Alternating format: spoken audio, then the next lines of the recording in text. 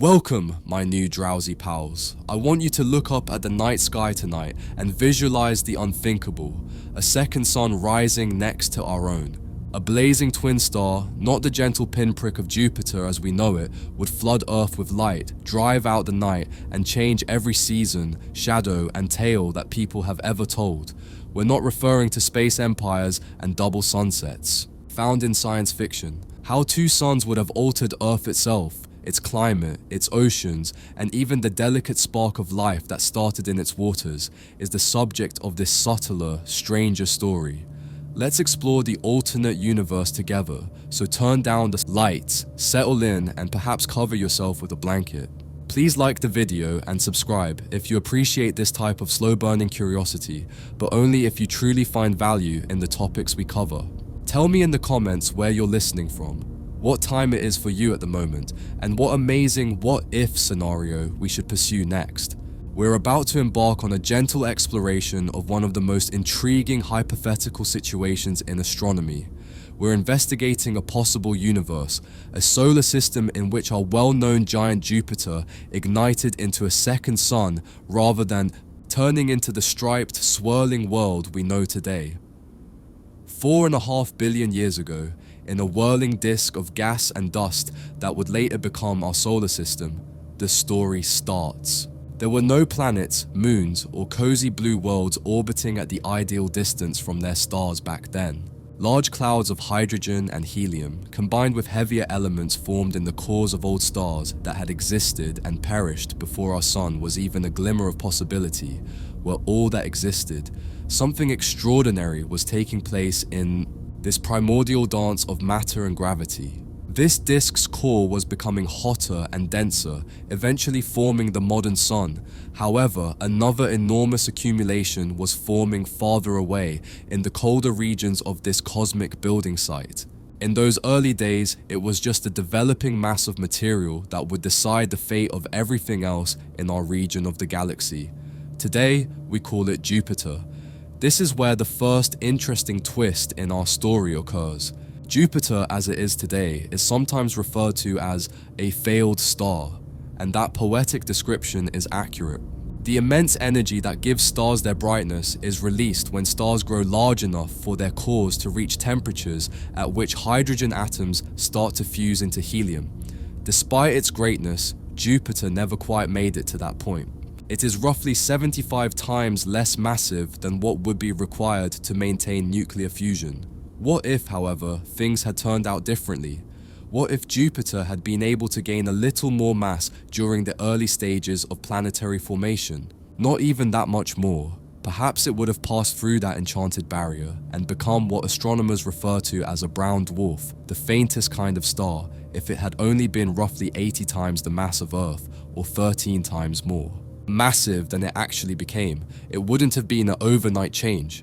Jupiter would have needed millions of years to accumulate enough material to reach that critical mass, even under our hypothetical conditions.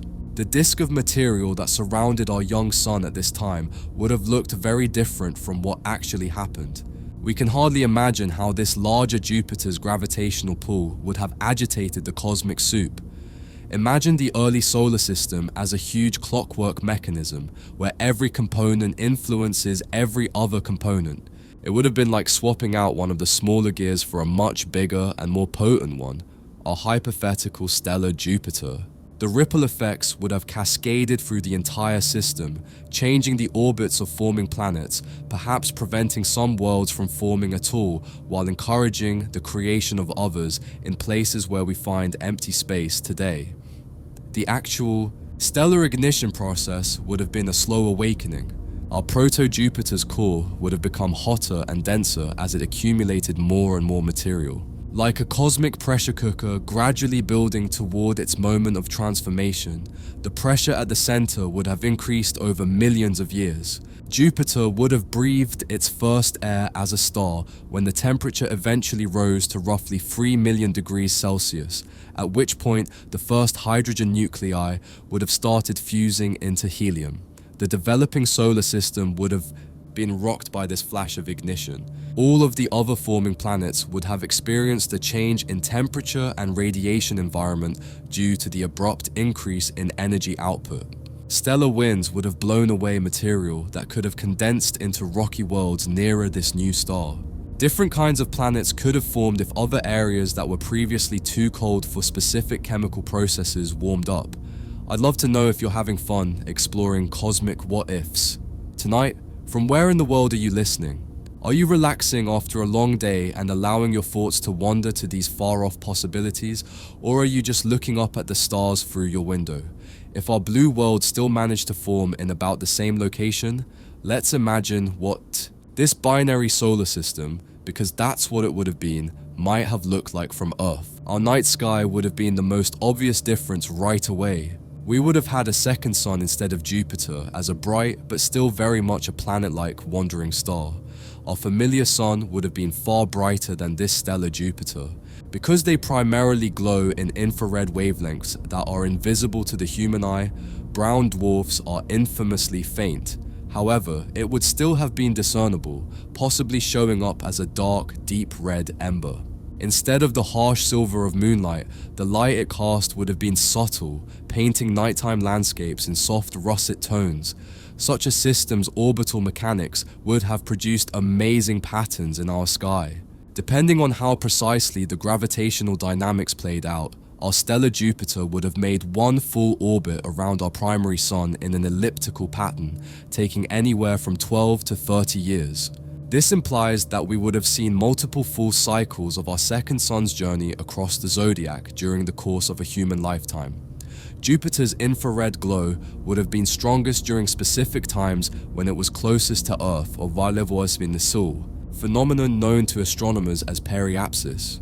These may have been referred to as warm seasons and were unrelated to the well-known summer-winter cycle on Earth. Imagine poets penning verses about the ember autumn when Jupiter dominated the midnight sky, or the ruby spring when it rose with the dawn.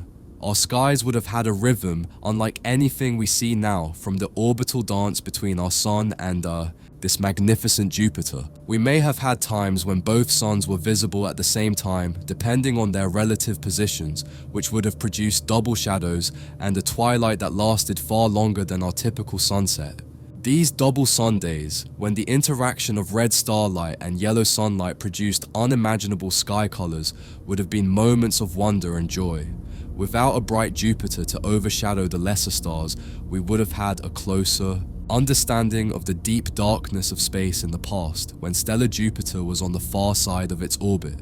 Because the fainter stars and far-off galaxies were easier to see during these times, ancient astronomers may have had the best chance of making early discoveries about the actual structure of the universe. It would have had both subtle and profound effects on Earth itself. Instead of visible light, the majority of the energy released by brown dwarfs is infrared radiation, or heat. This implies that our planet would have been gently warmed by our hypothetical stellar Jupiter when it was closest to Earth, especially if one hemisphere was facing it at the time.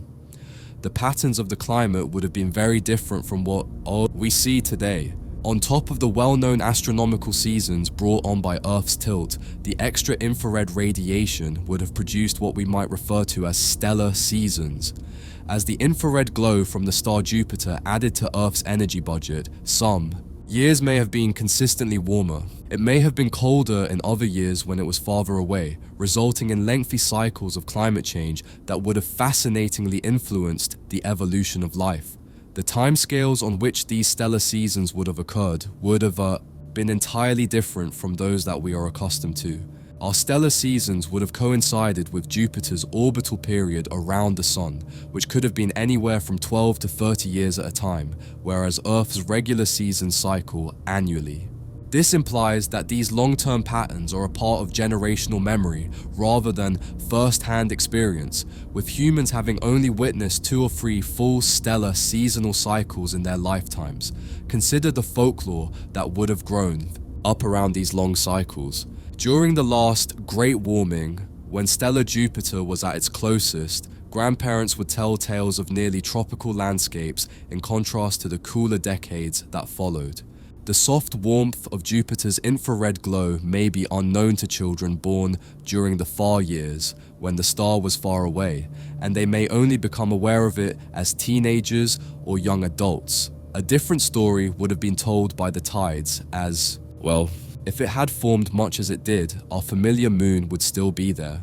However, because of the great distances involved, the gravitational pull of a much larger Jupiter would have produced additional tidal effects, albeit slight ones. These would have been measurable and cyclical, but they wouldn't have been significant. Maybe an additional inch or two of tidal range during some alignments. Marine ecosystems may have adapted to patterns that cycled not only with the lunar months, but also with the orbital period of the star Jupiter, suggesting that ocean life evolved around more intricate tidal rhythms. The subtle tidal variations that occurred when the Earth, the Moon, our Sun, and the stellar Jupiter all aligned in specific ways may have caused some fish species to time their spawning to coincide with those variations. These intricate overlapping cycles would have served as the foundation for coastal peoples' calendars and navigational systems. The electromagnetic environment of Earth would have been affected as well. Brown dwarfs generate their own magnetic fields and stellar winds in spite of their comparatively low energy output. Earth's magnetosphere would have been more active and under more pressure when stellar Jupiter was closest. As charged particles from our second sun interacted with Earth's magnetic field, this could have resulted in more frequent and spectacular auroras. The well-known green and blue auroras that we see today would not have been like these. Two distinct star types, stellar winds, interacting could have produced aurora colors and patterns that are not found in the modern world. These light displays may have inspired complex mythologies among ancient peoples who interpreted them as messages or conflicts between the spirits of the two suns. When we describe these kinds of changes, they appear minor, but over millions and billions of years, they would have added up to a whole new evolutionary narrative. If life on Earth had evolved at all, it probably would have followed routes that are nearly impossible for us to fathom. Because of the extra infrared radiation, some areas may have remained warm enough for liquid water and ongoing biological activity even during the coldest times in Earth's history, known as snowball Earth episodes, which happened multiple times in our actual timeline. Perhaps plants would have evolved to take advantage of the infrared radiation from our second sun, developing leaves that were more efficient at absorbing heat than light. It's possible that certain plants have developed complex systems for alternating between various forms of photosynthesis based on which sun was overhead, or even for utilizing both visible and infrared light to fuel their development at the same time. When we think about nocturnal life, the evolutionary implications become even more fascinating. In a system with a stellar Jupiter, there may have been enough infrared radiation during specific times to support a type of night photosynthesis. In contrast to our world, where nighttime is a time of relative energy scarcity for photosynthetic organisms, plants may have evolved to take advantage of this, radically altering the energy balance of ecosystems and opening doors for life forms that are not found on Earth. Animals would also have undergone distinct evolutionary histories. To benefit from the heat radiation from the star Jupiter, many creatures may have evolved improved infrared vision. This would have been advanced infrared vision that could detect movement, patterns, and shapes in the warm glow of our second sun, rather than the rudimentary heat sensing of contemporary snakes. Evolutionary arms races between predators and prey would have taken place, with some of the fighting taking place in light wavelengths that are invisible to humans. The lengthy orbital cycles of the star Jupiter would have affected animal migration patterns. It's possible that species have evolved to synchronize their movements with both the 12 to 30-year cycle of our second sun and the seasons on Earth. As Jupiter went through its orbital cycle, some animals may have been stellar migrants that traveled across the planet in search of the warmth of its infrared glow. But let's take a moment to look beyond Earth and imagine what the rest of our solar system might have been like if this stellar Jupiter had existed. In this alternate universe, would the planets that we know today, Mars, Venus, Mercury, and the outer giants, have formed at all? As is often the case with these cosmic thought experiments, the answer is both yes and no. While some planets would have probably formed similarly to those in our own solar system, others might not have existed at all, or would have undergone significant changes. Given its proximity to our primary sun, Mercury most likely formed similarly to how it did in our timeline. At such close proximity to the overwhelming gravitational dominance of our sun, the impact of stellar Jupiter would have been negligible. Venus may have developed similarly, but its runaway greenhouse effect may have made it even hotter than it actually became due to the extra infrared radiation from stellar Jupiter's close approaches.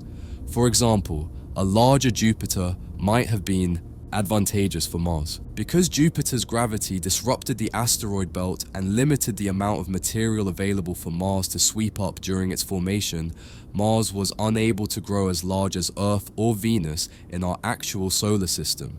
However, the dynamics of planet formation in the inner solar system would have been entirely different in our alternate timeline, with stellar Jupiter possibly in a different orbit or with different gravitational influences.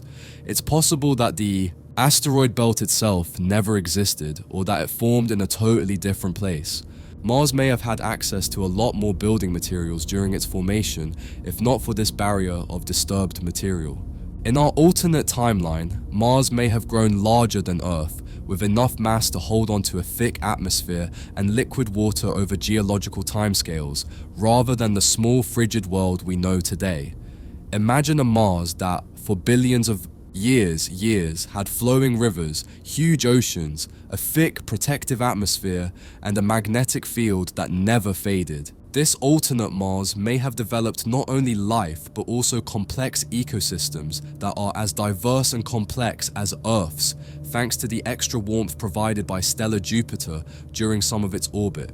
It's possible that intelligent life first appeared on such a world in our solar system, under skies where two suns rose and set in intricate patterns, and where the seasons were controlled by Jupiter's slow orbital dance as well as planetary tilt. Martian civilizations may have grown. Motivated by the need to comprehend and forecast the intricate celestial mechanics of their two-sun system, their astronomy and mathematics would have been far more advanced than those of our own ancestors.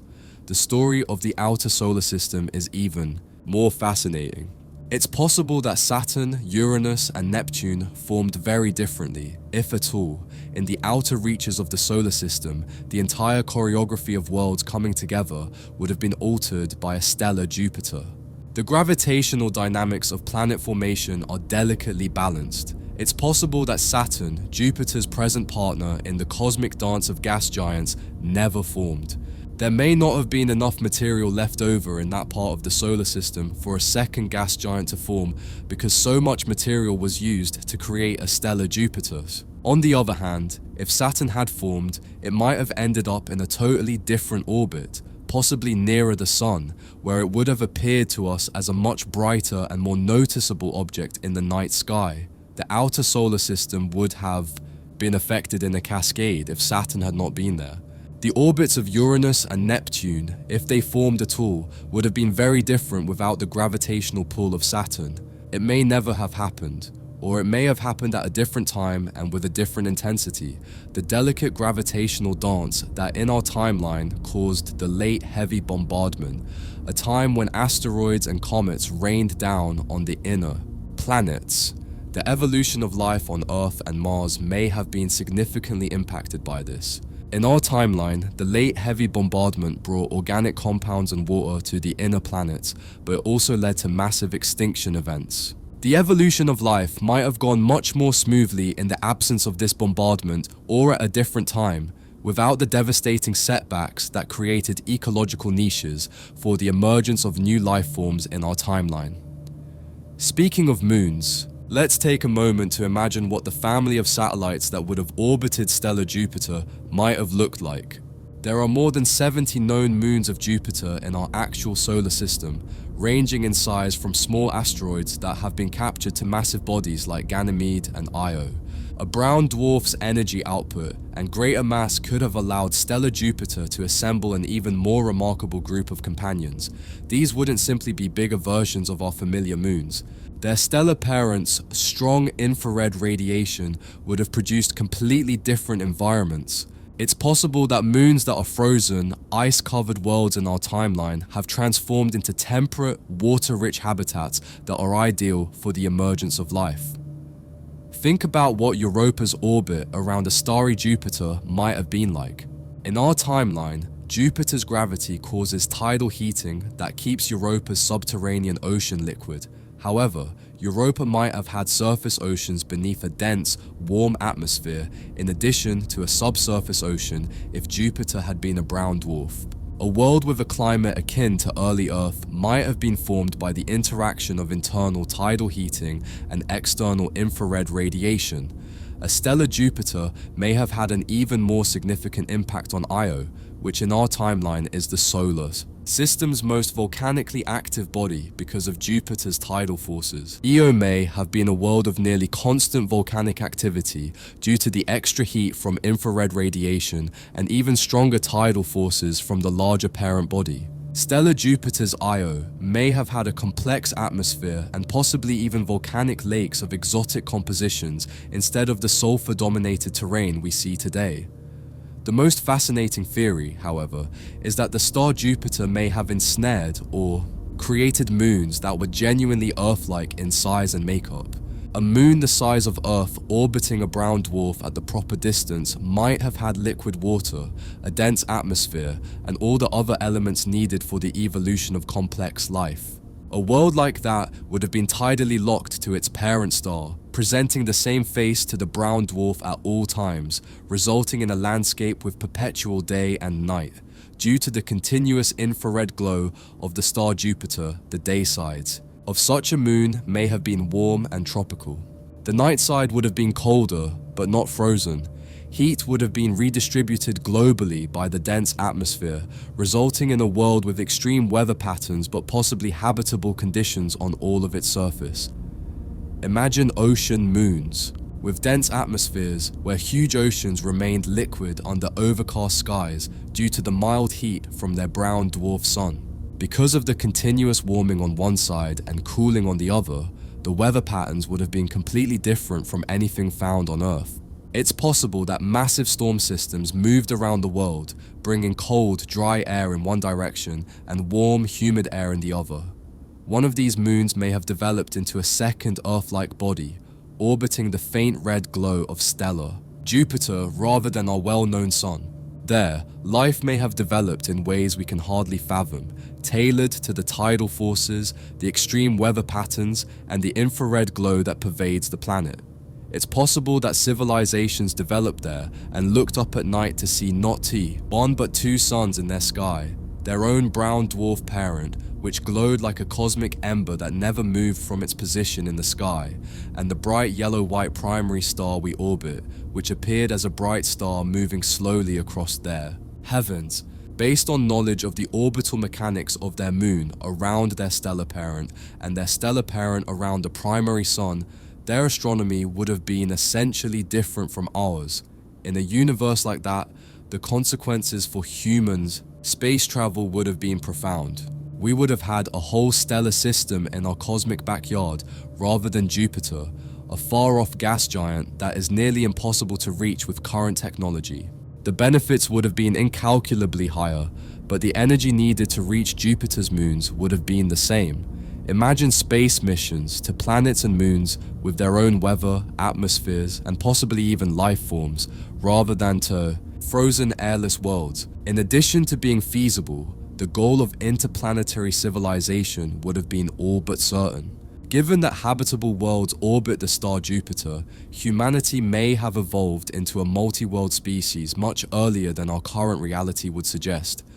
Human civilization's technological advancement could have taken entirely different paths. We could have concentrated on using the infrared radiation from stellar Jupiter much earlier, rather than creating nuclear power to replace fossil fuels. One of our earliest significant technologies may have been solar panels made to absorb infrared light instead of visible light. priorities for space travel would also have changed. The goal of our space programs may have been to reach the warm, possibly habitable moons of stellar Jupiter rather than the frigid, inhospitable planets of Mars and Venus.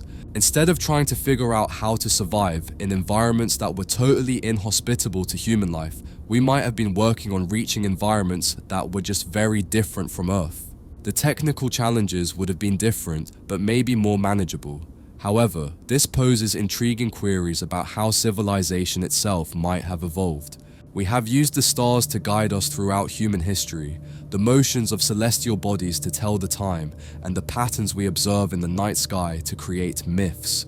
If we had been raised in a world with two suns, how would our cultures, religions, and entire worldview have changed?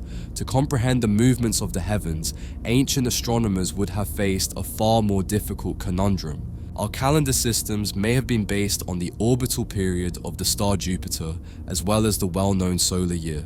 Much earlier in human history, the intricacy of tracking two suns, their relative positions, and their impact on tides and climate would have fueled the advancement of advanced astronomy and mathematics. The practical need to comprehend and forecast. The intricate dance of double suns may have motivated our ancestors to develop trigonometry, calculus, and even fundamental physics centuries or millennia earlier. Navigators would have used the positions of both suns to pinpoint their location with previously unheard of accuracy, making navigation both more difficult and more accurate. Such a world would have an unimaginably rich mythology. In our alternate timeline, cultures may have created complex mythologies about the interaction between the bright and red suns and the fast and slow suns, just as we have stories about the sun and moon or day and night as opposing forces.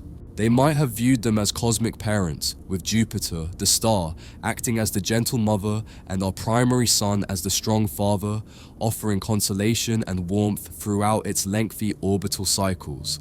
Or they might have been viewed as enduring rivals engaged in a heavenly dance of rivalry and collaboration. It's possible that the times when both suns were visible were times of great strength and vitality, when great things were accomplished and heroes were born. Under the unhindered light of far-off stars, philosophers and poets may have produced their best work during the dark periods when stellar Jupiter was on the far side of its orbit.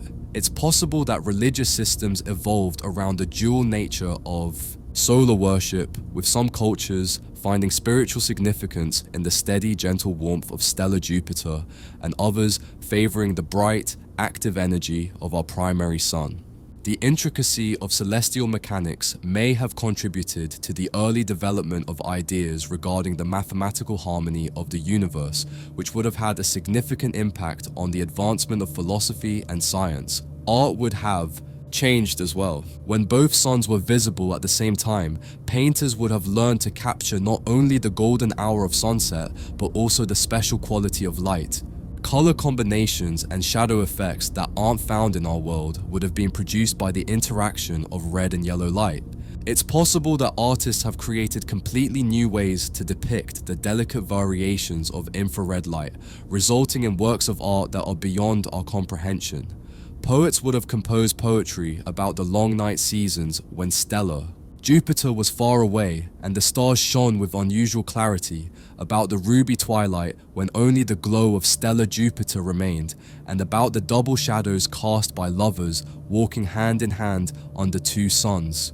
Poetry's rhythms and meters may have evolved to mimic the intricate orbital patterns of the two suns, producing musical forms that literally mirrored the sphere's celestial music. With movements that lasted not just minutes but years, musicians may have created symphonies that mirrored the orbital rhythms of their two suns.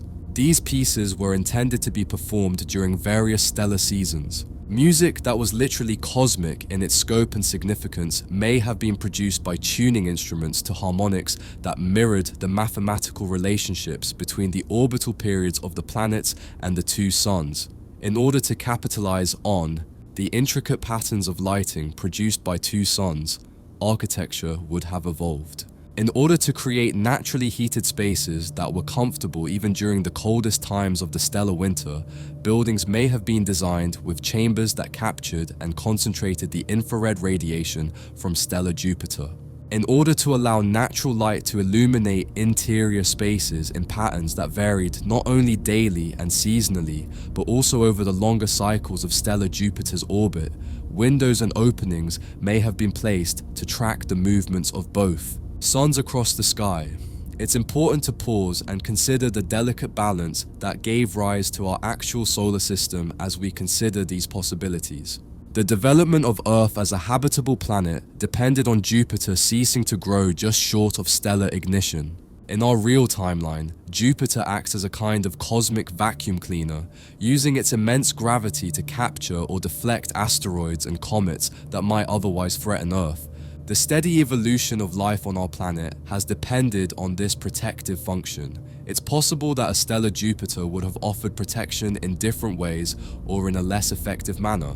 It's possible that the extra heat from infrared radiation produced distinct comet and asteroid behavior patterns in the inner solar system. The thermal effects of the radiation from the brown dwarf may have vaporized or pushed some objects into different orbits. The intricate dynamics of a binary star system may have caused others to be gravitationally scattered in new directions. There would have been different risks and benefits in writing the story of life on Earth in such a universe.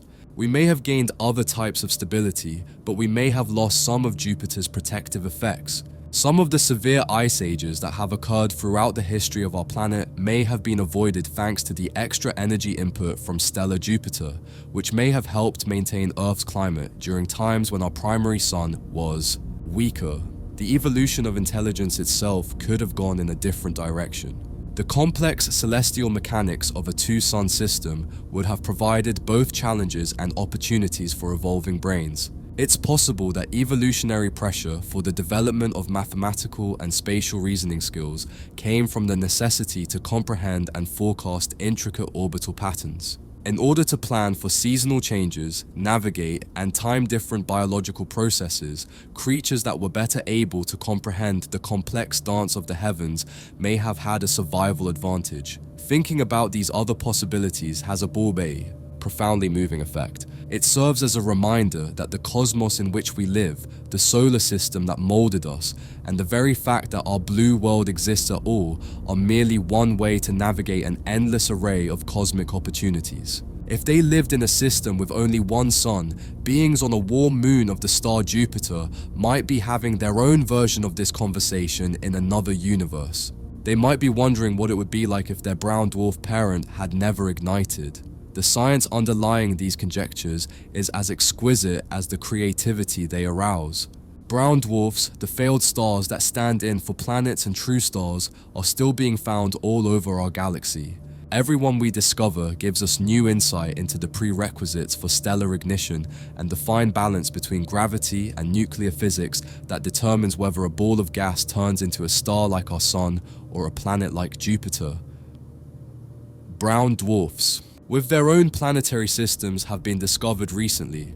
These dim stars now orbit worlds in ways that were unthinkable only a few decades ago.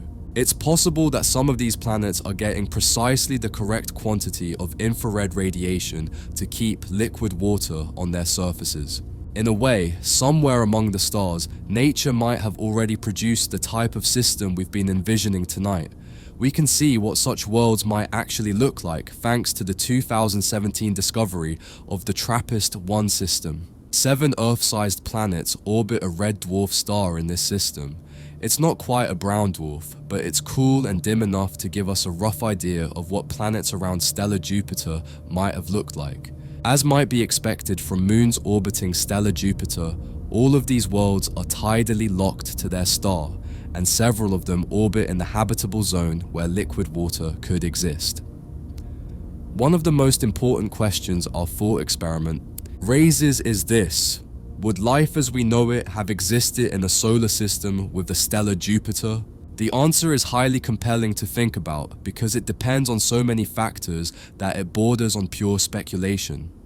One stable star, provided the light for the development of life on Earth. Our chemistry, biology, and even the most fundamental cellular functions are all regulated by the sun's particular wavelengths and energy output. Life would have had to adjust to a far more complicated energy environment in a system with two suns, one dim and red, the other bright and familiar. The evolution of photosynthesis's biochemistry would have been different. During times when only stellar Jupiter was illuminating the world, plants may have evolved complex systems for alternating between photosynthesis optimized for visible light during the day and processes designed to capture infrared energy. It's possible that certain plants have evolved to use both wavelengths at once, producing biological solar panels that are far more efficient than any technology we've yet created. It's possible that animals' vision evolved to see farther into the infrared spectrum, giving them a kind of heat vision that would appear unnatural to humans. It's possible that predators hunted by comparing their prey's body heat to the warm infrared radiation background from the star Jupiter. It's possible that prey animals created biological technologies for thermal invisibility by developing camouflage that functioned in both visible and infrared wavelengths. It's possible that the chemistry of life itself took a different route, giving rise to biological forms that would seem as alien to us as anything we might find among the stars. It's possible that biochemical processes developed to exploit the two distinct forms of stellar radiation that were available, resulting in metabolisms that were more resilient and complex than anything found on Earth. The possibility that life in such a system might have had more, rather than fewer, opportunities to evolve, however, is perhaps the most intriguing. There may have been more ecological niches, more environmental pressures driving evolution, and more opportunities for life to experiment with different forms and strategies due to the potentially habitable moons orbiting bright Jupiter, the complex climate variations brought about by the interaction of two suns and the different combinations of visible and infrared radiation received by different orbital zones. It's possible that the moons of the star Jupiter have evolved into evolutionary laboratories, with each one producing distinct life forms tailored to its own unique mix of tidal forces, orbital features, and infrared heating. Infrared photosynthesis may have been the primary source of life on some moons, resulting in ecosystems that flourished in what would appear to us to be constant darkness. As their orbits brought them closer and farther away from their brown dwarf parent, others may have developed life forms that could move between different temperature zones. The idea that life might have developed interplanetary travel much earlier in such a system is one particularly fascinating possibility. The problem of space travel may have been resolved by evolution itself, since there are several habitable worlds in close proximity, separated by distances that would be difficult but not impossible for highly developed biological organisms to traverse. It's possible that life forms have evolved to endure in the void between moons, going into dormant states along the way, and then reviving when they arrive at a new world. It is possible that such interplanetary life spread genetic material to the moons of the star Jupiter, forming multi-world ecosystems. Evolution would have produced life forms that are nearly unthinkable in our single-world experience, operating not only on individual planets but also across entire stellar systems. Tonight, as our cosmic journey draws to a close, it's worthwhile to consider the lessons that these thought experiments can impart about our position in the cosmos. In reality, the tale of what might have happened if Jupiter had turned into a star is one of contingency, showing how the universe as we know it is only one strand in an endless web of possibilities. Every planet, star, and galaxy symbolizes innumerable opportunities for different outcomes. We might be living in a different universe if a cloud of gas had been slightly denser here or slightly less dense there, if the timing of star formation had been slightly different, or if any one of 1,000 variables had changed slightly. The importance of our real universe is not diminished by this. If anything, it makes it more precious. The single sun, stable system that gave rise to life on Earth predictable tides and seasons, and the ideal conditions for the evolution of intelligence and its eventual reflection on its own origins is an extraordinary combination of circumstances. However, as we've discussed tonight, even radically different situations could have produced their own unique forms of beauty, as well as unique opportunities for life, consciousness, and wonder. A universe with a stellar Jupiter would have been different from ours, but not better or worse. It would have presented its own special chances for complexity, development, and the eventual appearance of sentient beings that could comprehend their cosmic setting. When we examine these other possibilities, the question of whether we are alone in the universe assumes new dimensions. In our real timeline, we look for planets that resemble Earth-orbiting stars that resemble the Sun in order to find life in the universe. However, the universe we envision tonight raises the possibility that life could emerge in configurations far more exotic than those suggested by our Earth-centric presumptions. Maybe creatures that evolved on tidally locked moons around brown. Dwarfs are debating the possibility of life on their own, wondering if life could exist on planets orbiting single stars without the complex rhythms and gentle warmth that they believe are necessary for biological development. One of the most beneficial results of speculative activities like tonight's journey is this change in perspective. We can learn more about what might be possible in our own solar system and in the vast expanse of space beyond by speculating about drastically different scenarios for the emergence of life and intelligence. Jupiter is still a failed star in our real's timeline, a massive planet with whirling clouds and enigmatic depths that unintentionally protects Earth while serving as a guardian of the outer solar system. Each of its 4 largest moons, Io, Europa, Ganymede, and Callisto, has a unique story to tell and is a world unto itself. While Io's volcanic activity demonstrates the immense forces at work in Jupiter's gravitational field, Europa's subterranean ocean may still support life today. These moons serve as a reminder that, despite the absence of a stellar Jupiter, our solar system is full of potential life-supporting worlds and environments that push the boundaries of what we think is possible. Our actual universe is amazing enough to arouse wonder and curiosity without having to change into something new. With its own magnetic field and larger size than Mercury, Ganymede may be concealing an ocean beneath its icy surface. Ancient and severely cratered, Callisto holds a record of the violent past of the early solar system. These worlds represent life possibilities that we are just starting to comprehend. Even within our timeline, there are still surprises and opportunities to be found in the search for life in our own solar system. Even our familiar solar system has mysteries and possibilities that surpass anything we could have imagined in our alternate timeline tonight, as evidenced by the discovery of organic compounds on Mars, the complex chemistry of Titan's atmosphere, and the geysers of Enceladus that shoot water ice into space. Maybe when you go to sleep tonight, you'll dream of double shadows and ruby twilights, of warm moons circling a gentle brown dwarf, of civilizations that lived by 2 suns and told tales of cosmic dances we can hardly fathom. These fantasies are exercises in comprehending the profound laws that control the formation and evolution of worlds, the adaptation and flourishing of life, and the emergence of intelligence from the cosmic dance of matter and energy. Thinking about these cosmic what-ifs creates a beautiful blurring of the lines between science and imagination.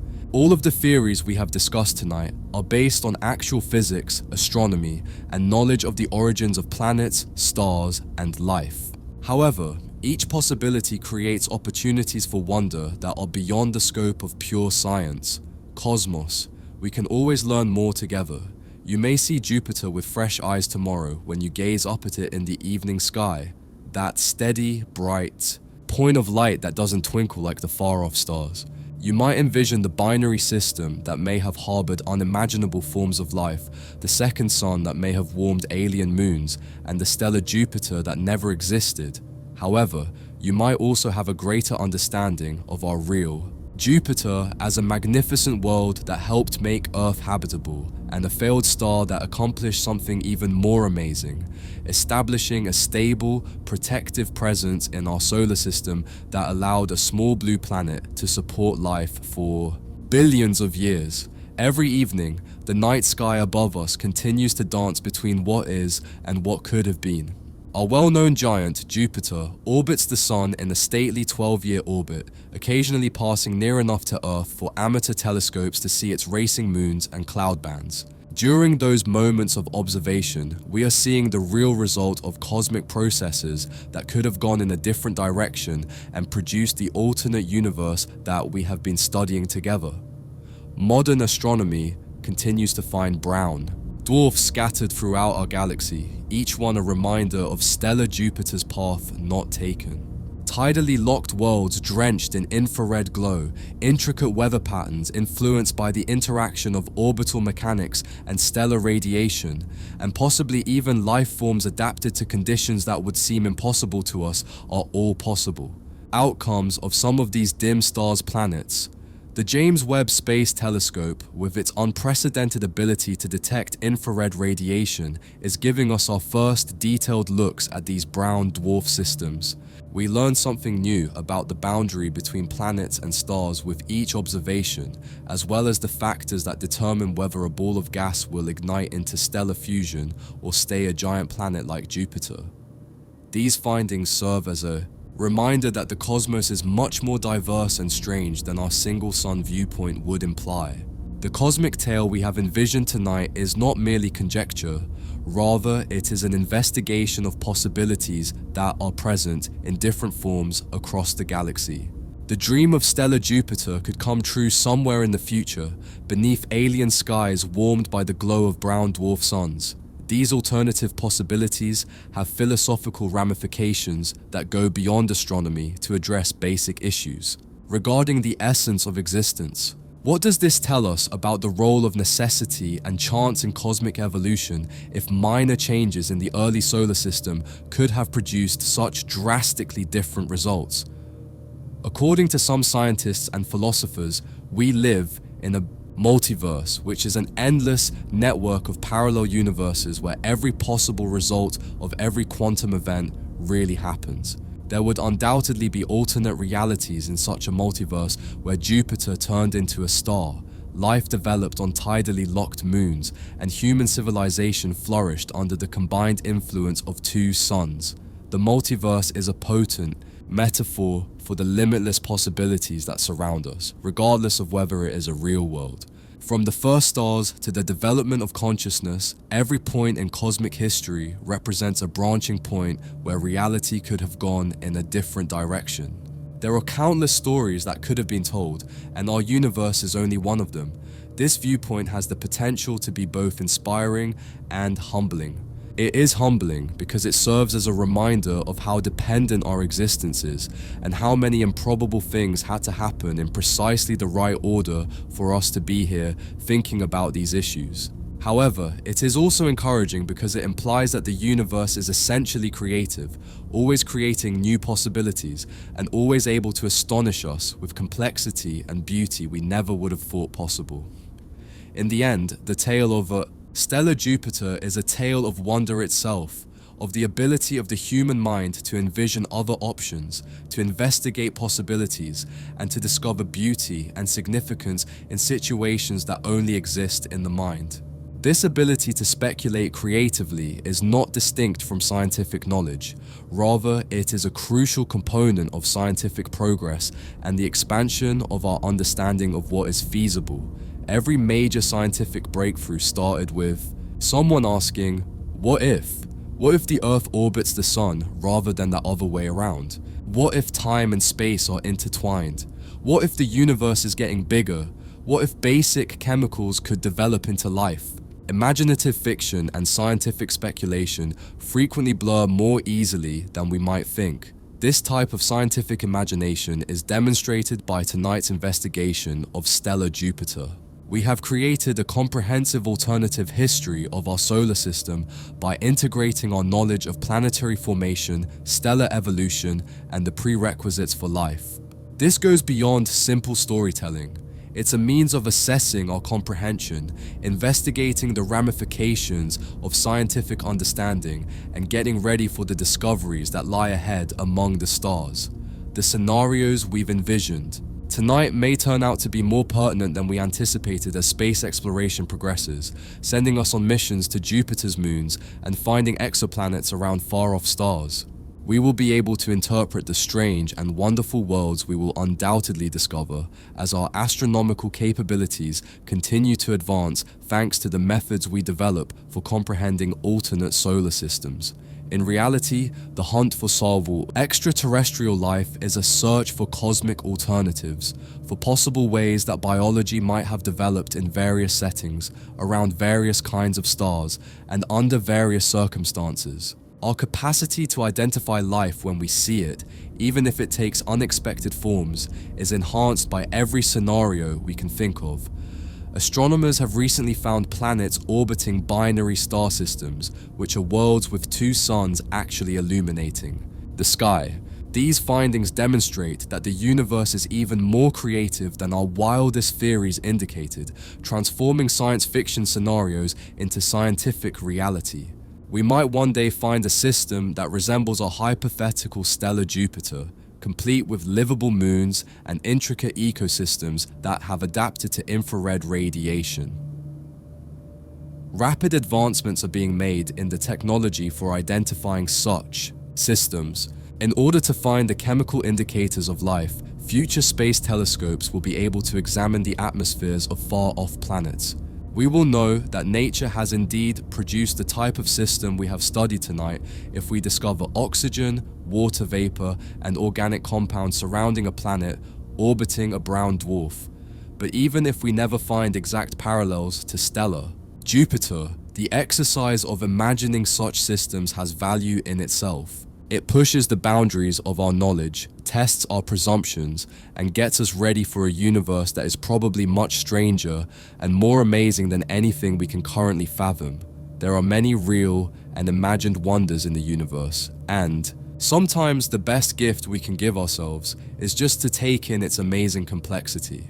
The basic wonder is the same whether Jupiter had turned into a star or remained the gas giant it is today, whether we lived under one sun or two, or whether life began on Earth or on some far-off moon, somewhere in the vast cosmos, matter arranged itself so that it became conscious of its own existence, wondered about its origins, and imagined other possibilities. As you consider these cosmic possibilities, that miracle is occurring in your mind at this very moment.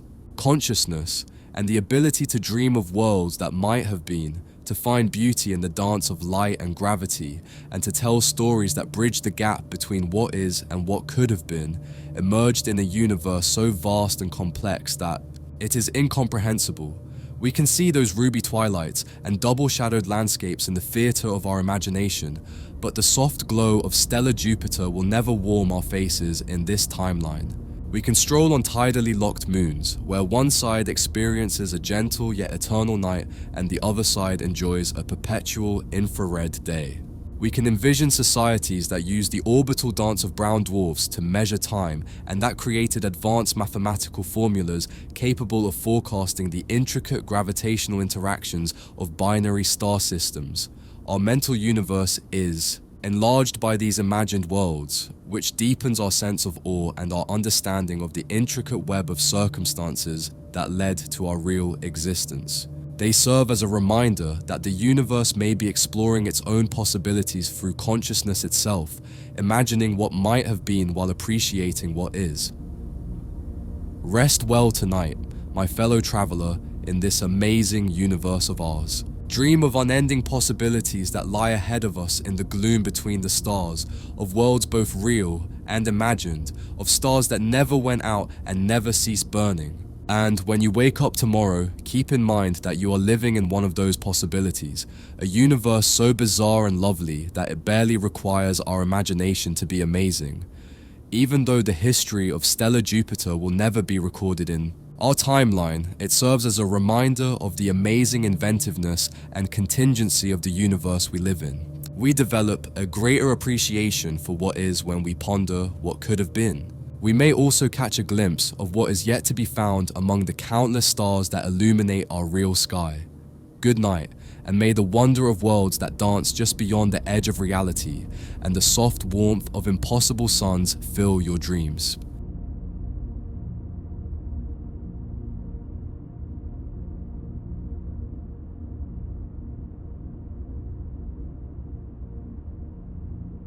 When was the last time you truly observed the moon? Did you experience a genuine moment of connection with that ancient light, not just a fleeting glance as you hurried inside? For most of us, it's been too long. We live under the same moon that illuminated the faces of our ancestors, that guided sailors across unknown waters, and that witnessed the first stirrings of human consciousness. Yet we barely notice it anymore. This celestial lighthouse that has been humanity's most constant companion. Our moon is remarkable in ways that even astronomers sometimes forget to mention. It's unusually large for a satellite, roughly 1/4 the diameter of Earth itself. This makes it more like a double planet system than a typical planet-moon relationship. Mars has 2 moons, but they're tiny, irregular rocks, probably captured asteroids. Jupiter has dozens of moons, but most are specks compared to their giant host. Our moon is special, and it has shaped every aspect of life on Earth in ways both obvious and subtle. Now, imagine if we had inherited 2 such companions. Imagine stepping outside on a clear night and witnessing 2 moons suspended in the velvet sky. Perhaps one is the familiar silvery orb we know, while the other glows with a slightly warmer golden hue.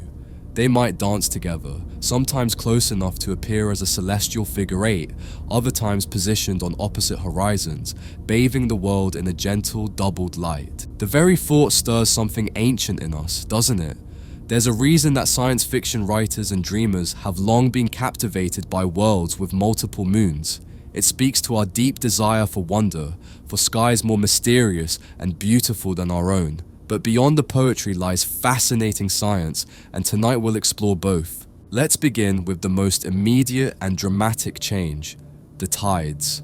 Our single moon currently orchestrates one of Earth's most fundamental rhythms. Twice each day, the moon's gravitational pull lifts our oceans, creating high tides, while the areas between experience low tides. It's a dance between celestial mechanics and fluid dynamics that has persisted for billions of years. Add a second moon, and this dance becomes a complex symphony. The timing and intensity of tides would depend entirely on the orbital relationship between our 2 lunar companions. If they orbited in sync, following each other around Earth like children playing follow the leader, we might experience super tides of extraordinary height followed by incredibly low ebbs. Imagine coastal areas that are completely submerged for hours, then reveal vast stretches of exposed seafloor where tide pools teem with life adapted to these extreme cycles. But perhaps our 2 moons follow different rhythms. One might complete its orbit in our familiar month-long cycle, while the other traces a different path, maybe faster, completing its circuit in just 2 weeks, or slower, taking 6 weeks to return to the same position. The interplay between these cycles would create tidal patterns of bewildering complexity and beauty. Picture the Bay of Fundy, already home to some of Earth's most extreme tides, under the influence of 2 moons. The water might rise and fall with such dramatic variation that entire ecosystems would evolve to thrive in this ever-changing environment. Mangrove-like forests might stretch for miles inland, their roots designed to survive both extended floods and lengthy droughts. Creatures might evolve with the ability to predict these complex tidal patterns, perhaps developing an internal chronometer more sophisticated than any human timepiece. The implications ripple outward from the coasts. Rivers would experience backflow effects far upstream as ocean tides push against their currents. The Thames, the Hudson, the Amazon, all would pulse with these doubled rhythms, creating unique habitats where fresh and salt water mingle in patterns unlike anything we know today. Consider how marine life might adapt to such conditions. Fish species might evolve complex migration patterns, timing their movements not just to seasonal changes, but to the intricate dance of dual tidal cycles. Some creatures might become incredibly sensitive to gravitational changes, developing organs that could detect the subtle variations in tidal pull created by different lunar configurations. Whales and dolphins, already remarkable navigators, might develop even more sophisticated methods of oceanic travel. They might learn to ride the complex current systems created by dual tidal influences, using the interaction between different tidal streams as highways across the oceans. Their songs might incorporate references to lunar positions, creating a form of aquatic astronomy passed down through generations of marine mammals. Coastal birds would face entirely new challenges and opportunities. Species that feed in tidal zones might need to completely reimagine their behavior, developing flexible feeding strategies to cope with unpredictable exposure of feeding grounds. Some might evolve the ability to predict complex tidal patterns, becoming living barometers of lunar influence. But let's pause here and consider something even more fundamental. Would life have evolved at all in such a world? This isn't an idle question. Many scientists believe our moon played a crucial role in making Earth habitable. Its gravitational influence helps stabilize our planet's axial tilt, preventing wild climate swings that might have made complex life impossible. The moon also may have helped slow Earth's rotation from what was once a frenzied 6-hour day to our current comfortable 24-hour cycle. The presence of two moons could potentially intensify or completely disrupt these stabilizing effects. Much would depend on the size and orbital characteristics of our second companion. A second moon of similar size to our own, orbiting in harmony, might create an even more stable Earth, with climate patterns so regular that evolution might have followed entirely different paths. Imagine a world where seasons are not just predictable, but precise to the hour. The intricate interaction between the two moons produces remarkably consistent microclimates. In such a world, life might have specialized to an even greater degree. We might have evolved forests where every tree knows exactly when to bud, when to fruit, and when to enter dormancy. Birds might migrate with the precision of clockwork, following flight paths timed to the combined lunar cycles. The Amazon rainforest, already a marvel of biological complexity, might have developed even more intricate relationships between species. Plants might time their flowering to specific lunar configurations, creating a calendar of blooms that follows the complex rhythm of two moons. This could lead to incredible specialization among pollinators, with different species of bees, butterflies, and birds evolving to take advantage of specific dual lunar flowering periods. Or perhaps the reverse would be true. Two moons might create a world of such complex environmental variation that life would need to be extraordinarily adaptable. Evolution might have favored generalists over specialists, creating a biosphere of remarkable flexibility and resilience. In this scenario, we might see creatures capable of thriving under a wide range of tidal and lighting conditions, perhaps developing multiple seasonal behaviors activated by different lunar configurations. The night sky itself would be transformed in ways both subtle and profound. Our ancestors used the moon's phases to mark time, creating the first calendars and helping to organize the agricultural cycles that allowed civilization to flourish. With two moons, each following its own phases, timekeeping would become far more complex and far more beautiful. Imagine the variety of nights we might experience. Sometimes both moons would be full, bathing the world in enough light to read by, creating what we might call white nights that never truly darken. During such nights, nocturnal animals might behave differently, perhaps remaining active throughout the night instead of retreating during the brightest hours. Plants that are normally day bloomers might open their petals under this doubled illumination, creating night gardens of extraordinary beauty. Other times, both moons might be new, offering skies darker than any we know today, where the Milky Way would blaze across the heavens with startling clarity. Certain deep sky phenomena, such as the glow of distant galaxies or the subtle aurora effects created by Earth's interaction with the solar wind, may become visible on these darkest nights. Between these extremes would be endless combinations, one moon waxing while the other wanes, creating asymmetric patterns of light and shadow. Half-moon nights might offer a choice between silver light and golden light, each illuminating different aspects of the landscape.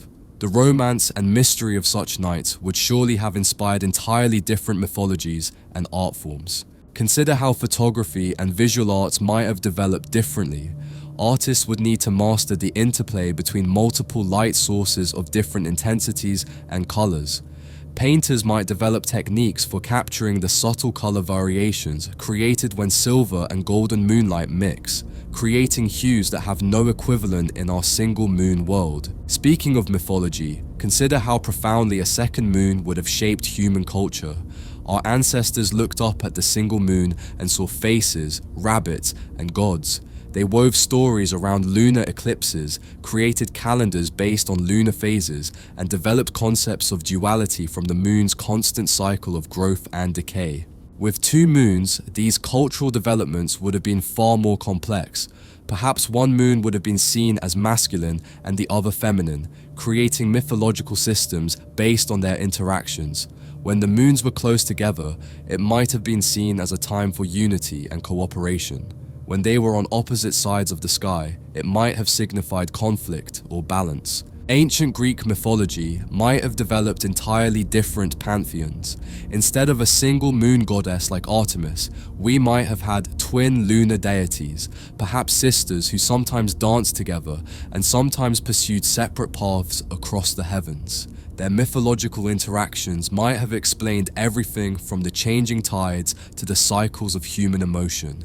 Religious systems might have developed around the idea of dual oversight, two celestial guardians watching over humanity, each with different attributes and responsibilities. The complex patterns created by their combined phases might have been interpreted as a divine language, leading to sophisticated forms of astrology and spiritual practice that would seem exotic to us today. Imagine religious ceremonies timed to specific dual lunar configurations. Wedding ceremonies might wait for the rare alignment when both moons appear to touch in the sky, symbolizing the joining of two separate beings into a harmonious whole. Funeral rites might be conducted when the moons are at their greatest separation, representing the journey of the soul from one realm to another. The practical implications for navigation would have been enormous. Sailors and travelers have long used the moon's position to determine direction and time. With two moons, navigation would become both more complex and more precise. The angle between the moons, their relative positions to the horizon, and their phases would provide multiple reference points for determining location and time of night. Polynesian navigators, already renowned for their ability to cross thousands of miles of open ocean using only natural signs, might have developed even more sophisticated techniques. They might have created mental maps based on the interaction of two lunar cycles, memorizing the precise positions of both moons at different times of year and in different locations. These navigational systems might have led to different patterns of human migration and cultural exchange. With more precise navigation tools available, ancient civilizations might have maintained contact across much greater distances. The Mediterranean might have been crossed more frequently, leading to earlier cultural exchanges between Africa, Europe, and Asia. The Pacific might have been traversed by larger, more regular trading expeditions. But let's return to the physical effects on our planet. The gravitational influence of two moons wouldn't just affect our oceans. The solid Earth itself would experience increased tidal flexing, a constant, gentle stretching and compressing that might have significant geological consequences. This additional stress might increase volcanic and seismic activity. Regions along fault lines might experience more frequent earthquakes, but perhaps smaller and more regular ones, preventing the buildup of catastrophic pressure. Volcanic activity might follow the lunar cycles more closely, creating predictable patterns of eruption and dormancy. In some ways, this might make Earth a more geologically active but less catastrophically dangerous world. Instead of rare, devastating earthquakes and volcanic eruptions, we might have frequent, manageable geological events. Civilizations might adapt to this rhythm, learning to harness volcanic energy on predictable schedules or timing major construction projects to coincide with periods of minimal seismic activity. The Ring of Fire around the Pacific might become an even more dynamic region, with volcanic activity ebbing and flowing in patterns connected to the dual lunar cycles. This might create unique ecosystems adapted to regular volcanic disturbance, perhaps forests that have evolved to benefit from periodic ash deposits or species that have learned to predict and prepare for regular seismic events. The increased tidal flexing might also affect Earth's magnetic field. Our planet's magnetic field, generated by the motion of molten iron in our core, protects us from harmful solar radiation. The additional gravitational stress from a second moon might influence these deep currents, potentially creating a stronger or more variable magnetic field. This could have profound implications for life. A stronger magnetic field might provide better protection from cosmic radiation, potentially allowing evolution to explore paths impossible in our current world. High altitude and polar regions might be more hospitable to complex life, as the enhanced magnetic protection would reduce the harmful effects of cosmic radiation at these normally vulnerable locations. Or a more variable field might create periods of reduced protection, leading to higher mutation rates and more rapid evolutionary change during certain parts of the dual lunar cycle.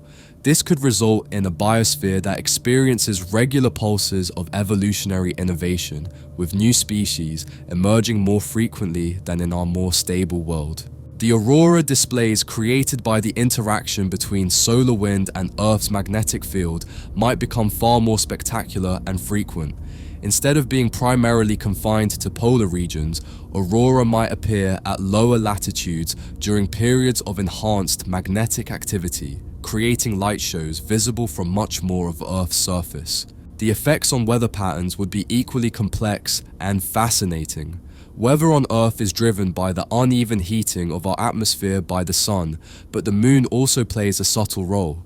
Changes in atmospheric pressure follow lunar cycles, and some researchers believe the moon influences the jet stream and storm patterns.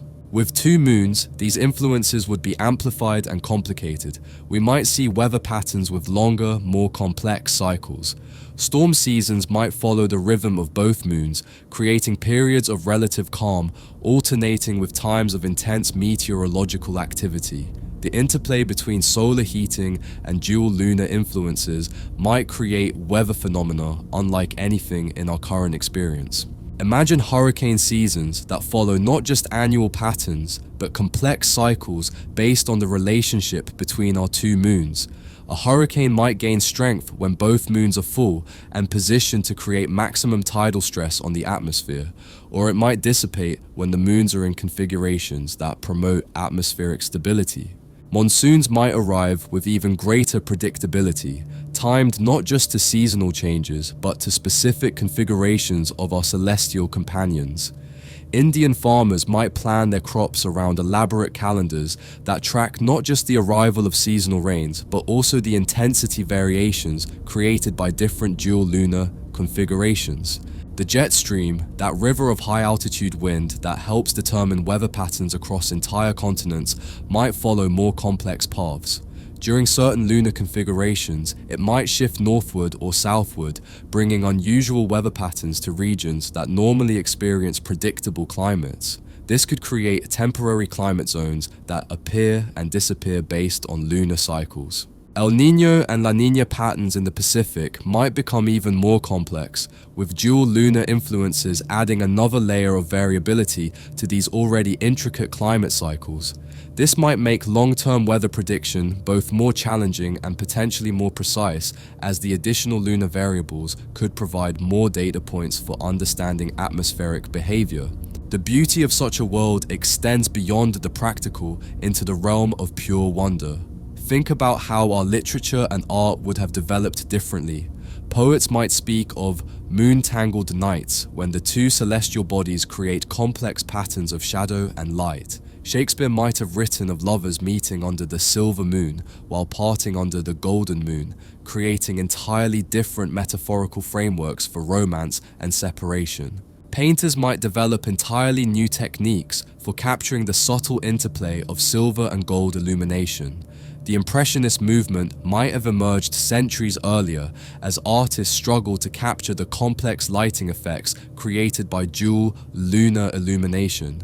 Color theory itself might have developed differently as artists learned to work with the unique color combinations created when different types of moonlight mixed. Architecture too would be transformed. Windows and courtyards might be positioned to capture specific combinations of moonlight. Gothic cathedrals might have developed even more complex rose windows, designed to create specific patterns when illuminated by different lunar configurations. Islamic architecture might have incorporated dual moon phases into geometric patterns, creating buildings that revealed different aspects of their beauty depending on which moons were visible. Temples and observatories might be designed with twin domes or openings, each oriented to one of the moons. Ancient Stonehenge-like monuments might be far more complex, with stone arrangements designed to mark not just solar events, but the intricate dance of dual lunar cycles. These monuments might have required mathematical understanding far beyond what we typically associate with ancient civilizations. Cities might develop different sections that come alive under different lunar conditions, quiet residential areas that flourish under the gentle light of one moon, and bustling market districts that thrive in the brighter illumination when both moons are full. Night markets might follow the lunar calendar, with certain goods and services only available during specific moon phases. The entertainment industry would be fundamentally different. Instead of planning outdoor concerts for clear weather, event organizers might time performances to specific lunar configurations. A symphony might be designed to be performed only under the light of 2 full moons, with the music incorporating themes that reflect the doubled celestial illumination. Sports might develop around lunar cycles as well. Perhaps certain games could only be played during specific moon phases, when the light conditions created the optimal balance between visibility and challenge. Night baseball might require different strategies depending on whether the game was played under one moon or two, with outfielders needing to adjust their positioning based on the complex shadow patterns created by dual illumination. The psychological effects on human behavior would be subtle but significant. Many people report that their sleep patterns and moods are influenced by lunar cycles, though scientific evidence for these effects remains limited. With 2 moons creating more complex and varied lighting patterns, these influences might be amplified or completely different. We might have evolved to be more adaptable to changing light conditions, developing superior night vision or more flexible circadian rhythms. Human eyes might have evolved to be more sensitive to the subtle differences between silver and golden moonlight, perhaps developing the ability to distinguish between different types of lunar illumination in ways that would seem almost supernatural to our current sensibilities. Or perhaps the complex lighting patterns would have led to the evolution of different sleep cycles entirely. Periods of deep rest during the darkest nights, lighter sleep during single moon illumination, and active waking periods during the bright double moon nights. This might have led to societies that functioned on multiple overlapping schedules, with different groups of people active during different lunar phases. The concept of shift work might have developed much earlier, as communities learned to take advantage of the varying amounts of natural nighttime illumination. Certain professions might be associated with specific lunar conditions, perhaps craftsmen who work under single moonlight for precision tasks, while laborers take advantage of double moon nights for larger projects that require good visibility but not fine detail.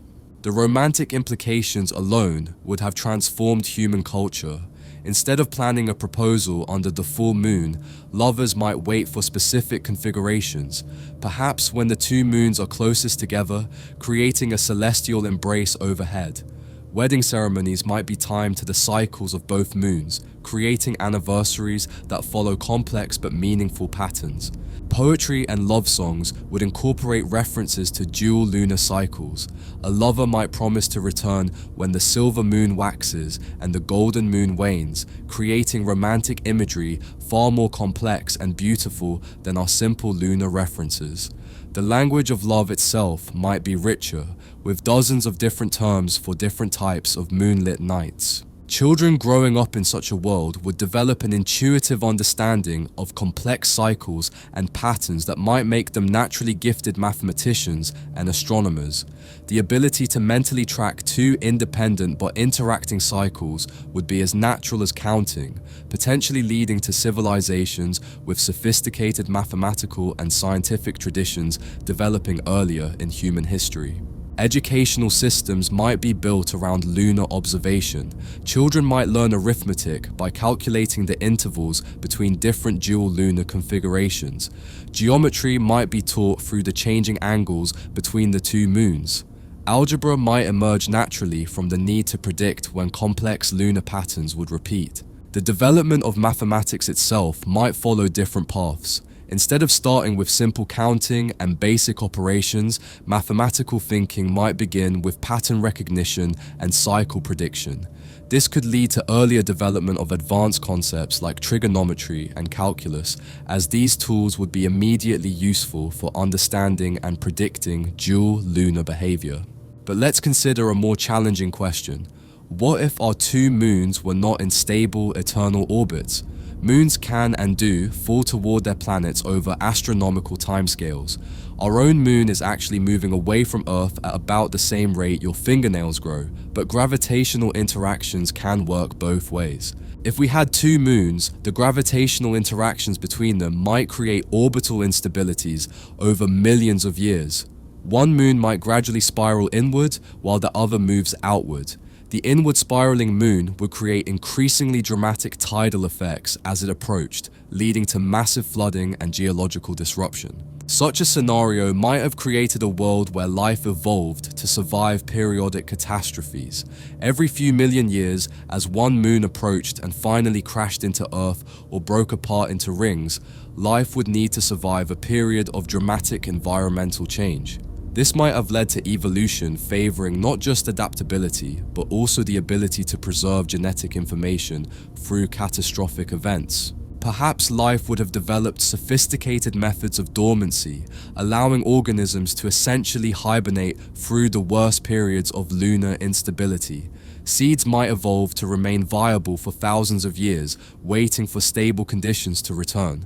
Animals might develop the ability to enter suspended animation, similar to but far more advanced than the hibernation we see in some current species. Or maybe evolution would have favored creatures capable of rapid genetic change, able to adapt quickly to new environmental conditions as they arose. This might lead to species with incredibly flexible genetic structures, perhaps capable of activating different genetic programs in response to environmental cues. The end result of such a dynamic system might be a biosphere of extraordinary resilience and diversity. Having survived multiple catastrophic lunar events, life on such a world might be better prepared to handle other disasters, from asteroid impacts to climate changes. The repeated cycles of destruction and renewal might have accelerated evolution, leading to more sophisticated life forms developing more quickly than in our more stable, single-moon world. Intelligent life emerging from such a system might have fundamentally different approaches to technology and civilization. Instead of building permanent structures, they might develop modular, transportable technologies. Architecture might focus on flexibility and rapid assembly rather than permanence and grandeur. Such civilizations might also have different concepts of time and planning. Instead of thinking in terms of generations or centuries, they might naturally plan on geological timescales, understanding that major environmental changes are not rare catastrophes, but regular features of their world. This long-term thinking might lead to more sustainable approaches to technology and resource use. Of course, there's another possibility entirely. What if one of our moons was not a moon at all, but a captured asteroid or comet? This scenario, while less stable than two proper moons, might create its own unique conditions. A large captured asteroid, perhaps a few miles across, would create much weaker tidal effects than a proper moon, but it might have other interesting influences. Its irregular shape might create unusual gravitational anomalies, leading to localized effects on ocean currents and weather patterns. If it had a highly elliptical orbit, bringing it close to Earth at regular intervals, it might create dramatic but brief periods of enhanced tidal activity. Such a pseudo-moon might also be rich in metals or other materials rare on Earth. If it occasionally shed meteorites during its closest approaches, it might seed our planet with unusual minerals, creating localized deposits of rare elements that could have influenced the development of technology and civilization. Imagine ancient civilizations that learned to predict the arrival of these celestial gifts, timing their metallurgical advances to coincide with meteor showers from their irregular companion. They might develop religions around the idea of gifts from the sky, or create elaborate ceremonies to welcome the return of their erratic celestial visitor. The Bronze Age might have arrived much earlier if regular meteor showers delivered copper and tin to ancient peoples. The Iron Age might have been preceded by a sky metal age, as civilizations learned to work with the unusual alloys delivered by their celestial companion. This could lead to technologies developing in completely different sequences than in our world. The visual spectacle alone would be remarkable. Unlike our steady, predictable moon, this second companion would appear to dance across the sky in complex patterns. Sometimes it might appear as bright as Venus, other times barely visible even on the clearest nights.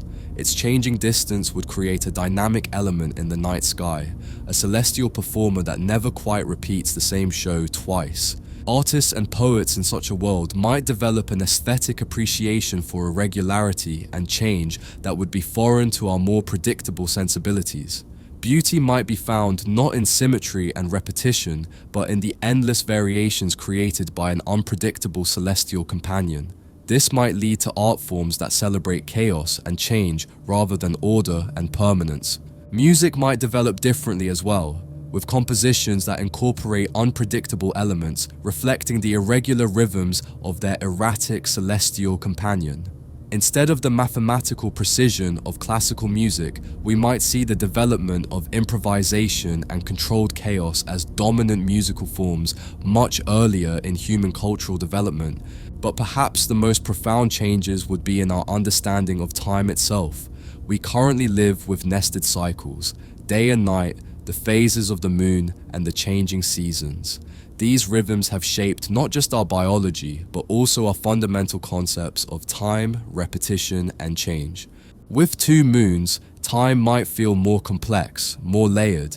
Instead of simple monthly cycles, we might think in terms of combined lunar periods, the time it takes for both moons to return to the same relative positions.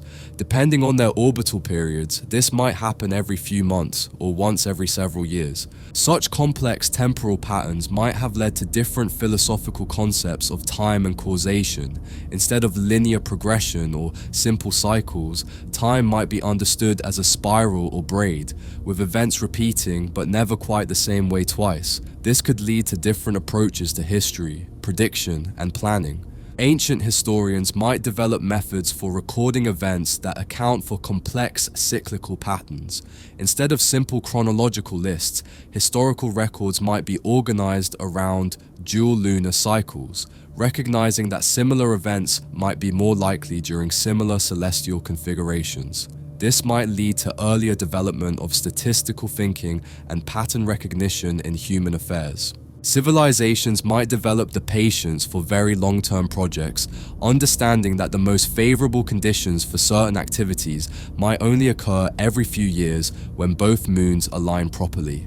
Architecture, agriculture, and even warfare might be planned around these complex cycles, creating societies that think and plan on longer timescales than our own.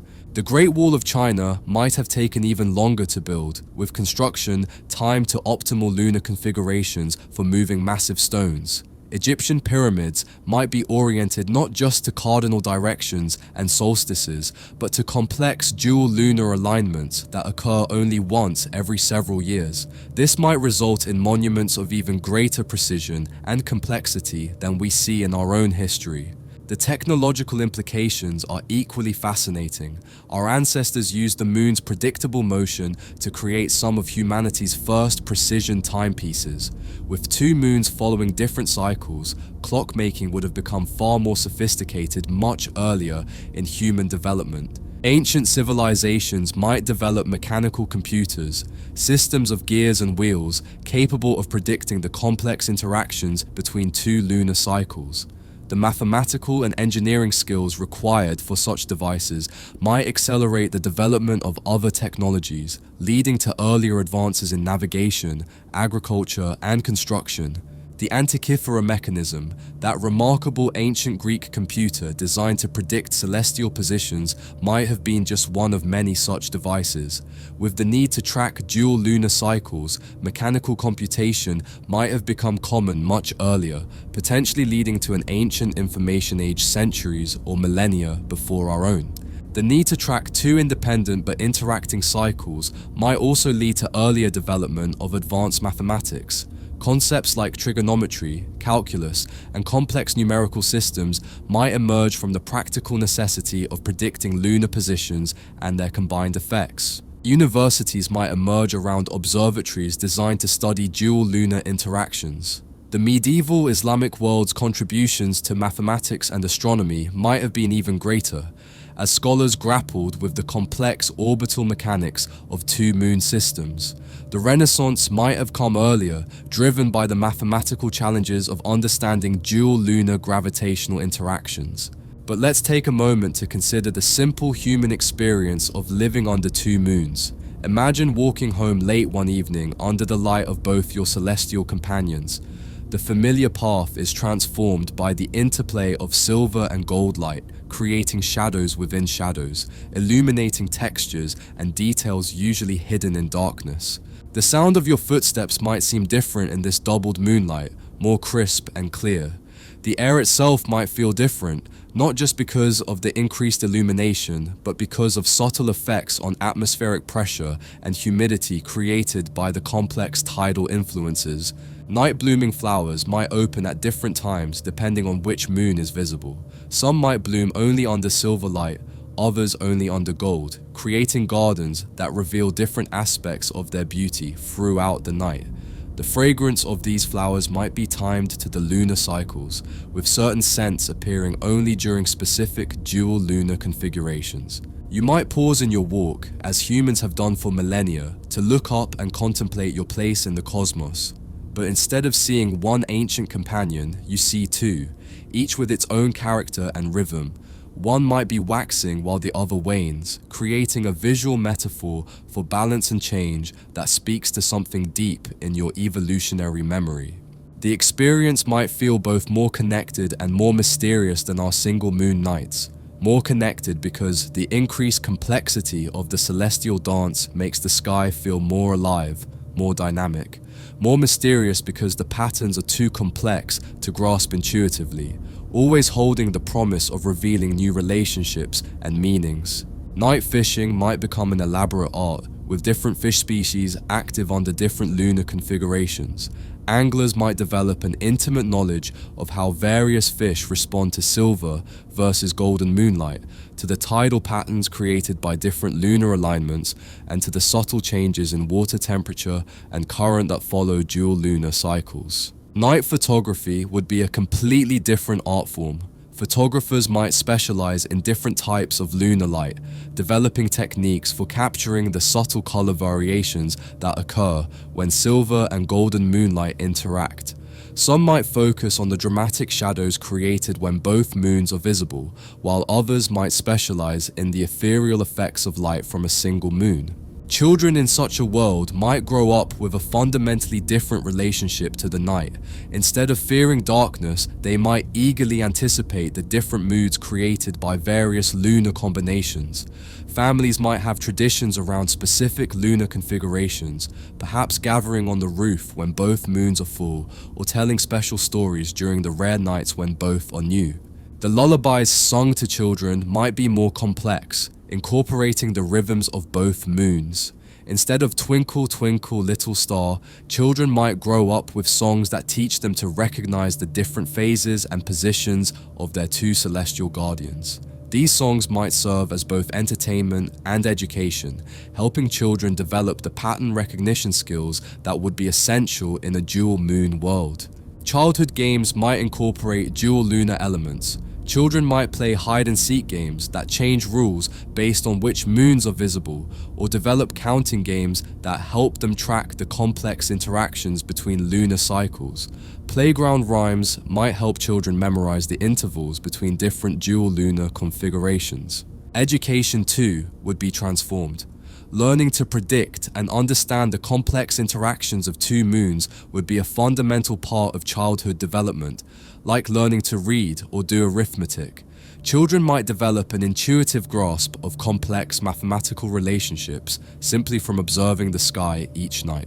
School calendars might be organized around lunar cycles rather than simple month divisions.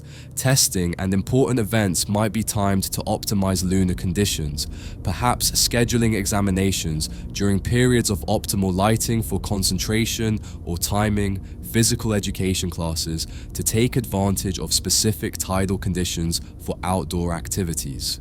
The implications for human creativity and imagination are profound. Our myths, legends, and stories have always drawn inspiration from the natural world around us. With a more complex and dynamic night sky, the raw material for human imagination would be richer and more varied.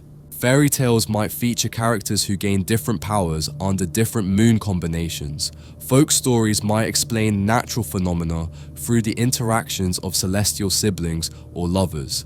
Creation myths might describe how the world was formed by the dance of two celestial beings, each contributing different aspects to the natural world.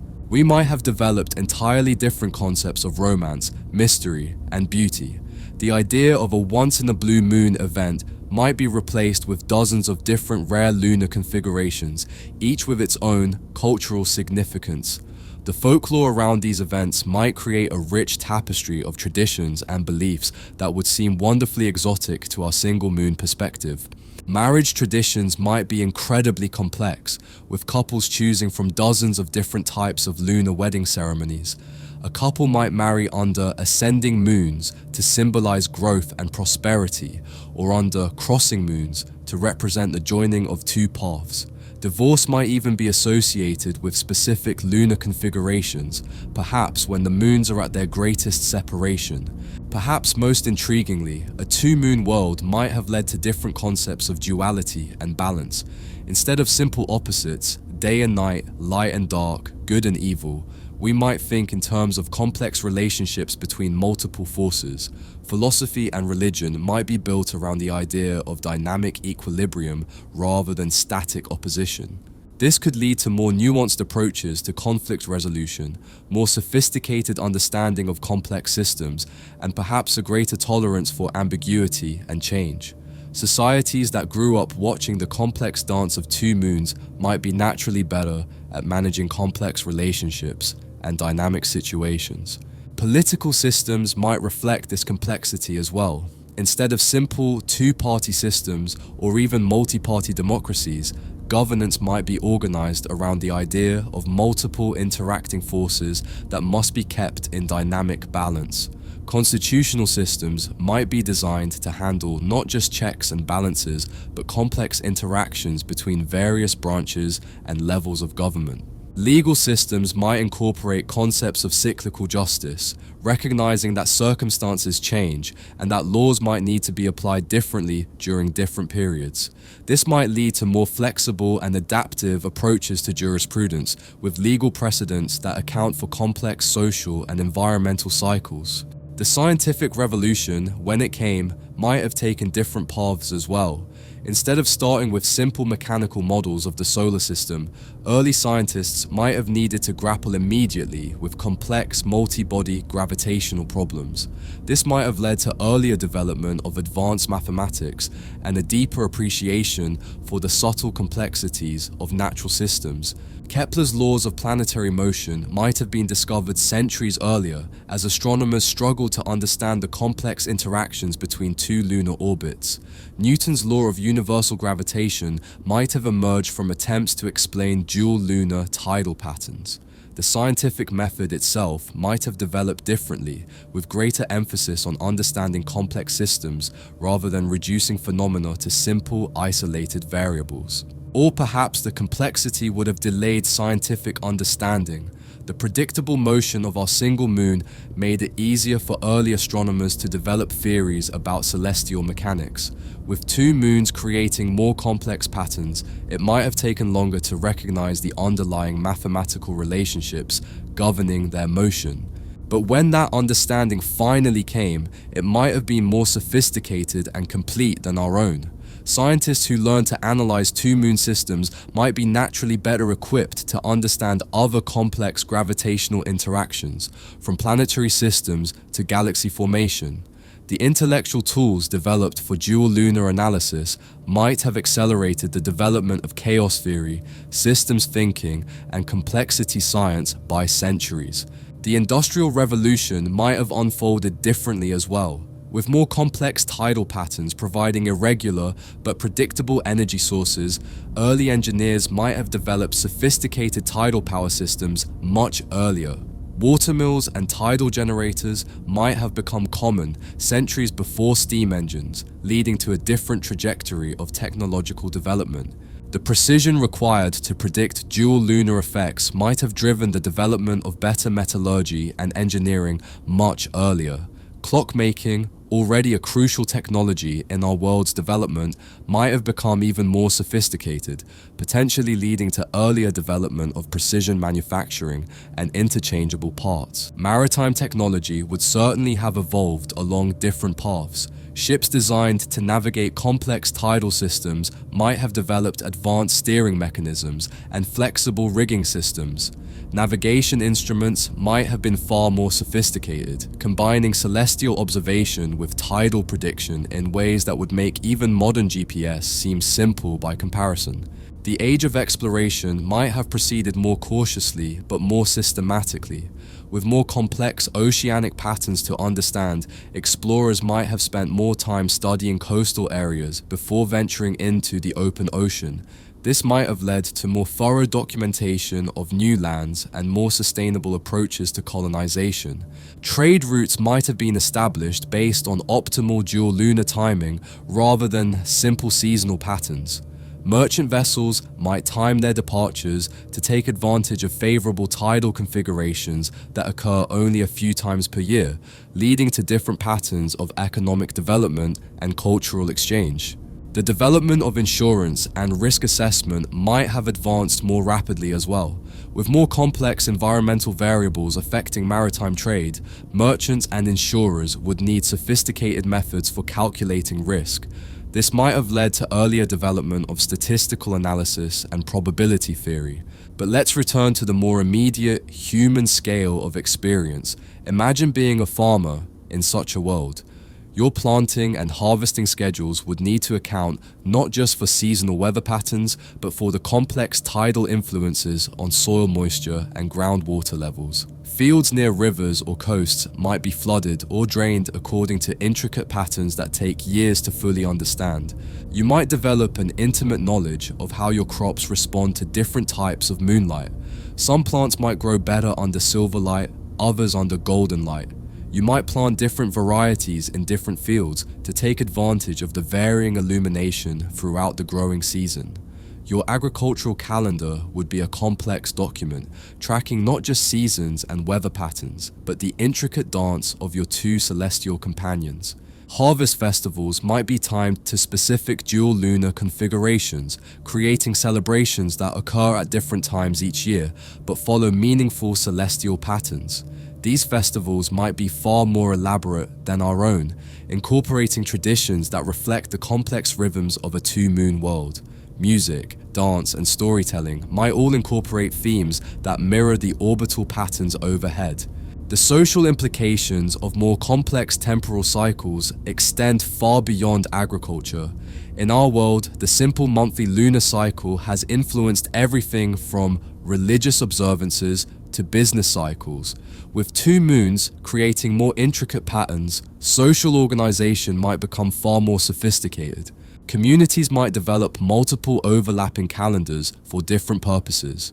Religious observances might follow one lunar cycle, agricultural activities another, and social gatherings a third pattern based on the interaction between both moons. This might lead to societies that are naturally more flexible and adaptable, comfortable with multiple simultaneous rhythms and patterns. Work schedules might vary dramatically from our 9-to-5 routine. Some professions might work primarily during single moon nights, others during double moon periods. Night shifts might be highly specialized, with workers developing expertise in tasks that require specific lighting conditions. The concept of a weekend might be replaced by more complex cycles of work and rest that follow dual lunar patterns. Social hierarchies might develop around lunar expertise. Those who could predict and interpret complex dual lunar patterns might hold positions of high status in their communities. Lunar astronomers might be as important as priests or rulers, serving as advisors for everything from agricultural planning to military campaigns. The military implications of a dual moon world would be significant as well. Night battles would need to account for complex lighting conditions that could change dramatically during a single engagement. Armies might develop specialized units trained to fight under different lunar configurations. Siege warfare might be timed to take advantage of specific tidal conditions that could affect moats, rivers, or coastal fortifications. Naval warfare would be completely transformed. Admirals would need to be as skilled in predicting dual lunar tidal patterns as in traditional naval tactics. Battles might be won or lost based on superior understanding of how complex tidal currents would affect ship maneuverability during different parts of the engagement. Fortifications might be designed with dual lunar considerations in mind. Castle walls might include features that take advantage of complex shadow patterns created by two moons. Harbor defenses might be positioned to account for varying tidal ranges that could expose or conceal underwater obstacles depending on lunar configurations. The development of espionage and intelligence gathering might also follow different paths. Spies might be trained to move during specific lunar conditions, using their knowledge of complex lighting patterns to remain concealed. Secret messages might be timed to arrive during particular dual lunar configurations, adding an extra layer of security to sensitive communications. Consider how different our understanding of human psychology and behavior might be in such a world. If lunar cycles really do influence human mood and behavior, as many people believe, then dual lunar influences might create far more complex patterns of psychological variation. Mental health professionals might need to account for intricate cycles of emotional and cognitive change that follow the rhythm of two moons. Sleep research might have developed much earlier, as people struggle to understand how complex lighting patterns affect rest and dreaming. Circadian rhythm research might be far more advanced, leading to better understanding of how to maintain health and productivity under varying environmental conditions. The concept of mental illness itself might be different in a world where complex psychological cycles are accepted as natural and normal. Instead of viewing mood variations as disorders, societies might develop sophisticated methods for managing and channeling the natural psychological rhythms created by dual lunar influences. Educational systems might account for these psychological cycles as well. Teachers might learn to recognize when students are in optimal learning states based on lunar configurations, adjusting lesson plans and testing schedules accordingly. Different subjects might be taught during different lunar phases, with mathematics and logic during periods of mental clarity and creative subjects during times of enhanced imagination and intuition. the implications for art and creativity extend beyond what we've already discussed. Musical instruments might be designed to take advantage of the acoustic properties of different atmospheric conditions created by dual lunar influences. Certain instruments might sound better during specific lunar configurations, leading to orchestras that change their instrumentation based on celestial conditions. Theatre and performance art might incorporate dual lunar themes as fundamental elements. Plays might be written to be performed only during specific lunar configurations, with lighting effects that incorporate natural moonlight as part of the stage design. Actors might develop techniques for modifying their performances based on the psychological effects of different lunar combinations on their audiences. Architecture would certainly reflect dual lunar influences in ways we haven't yet considered.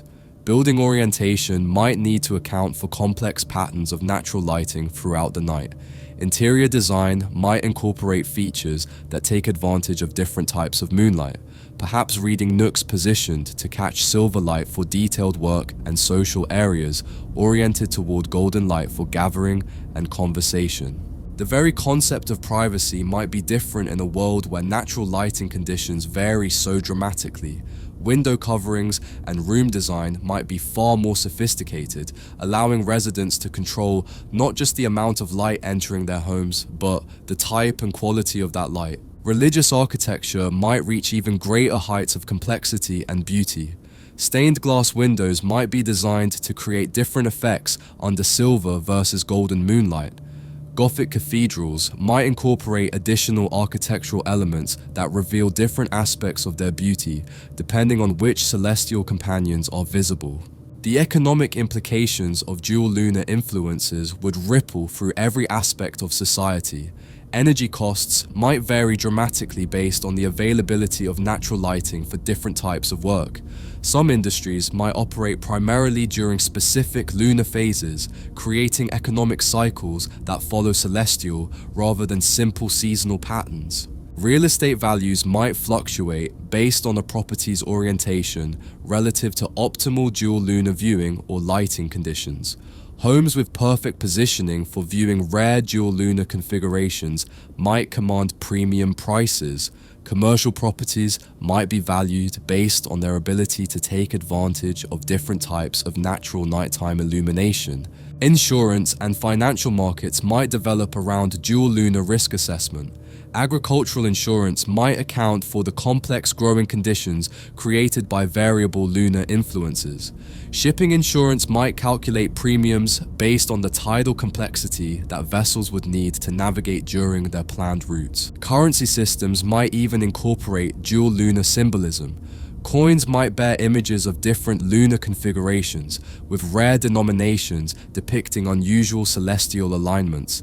The concept of lunar interest might develop, with financial instruments that adjust their returns based on the complexity and rarity of specific dual lunar patterns. As we near the end of our journey through this imaginary world, it's worth reflecting on how differently the scientific understanding of our universe might have developed. The complexity of a dual lunar system might have led to earlier recognition that the cosmos is far more intricate and interconnected than simple mechanical models suggest. Albert Einstein's theories of relativity might have been anticipated centuries earlier by scientists struggling to understand the complex gravitational interactions between Earth and its two moons.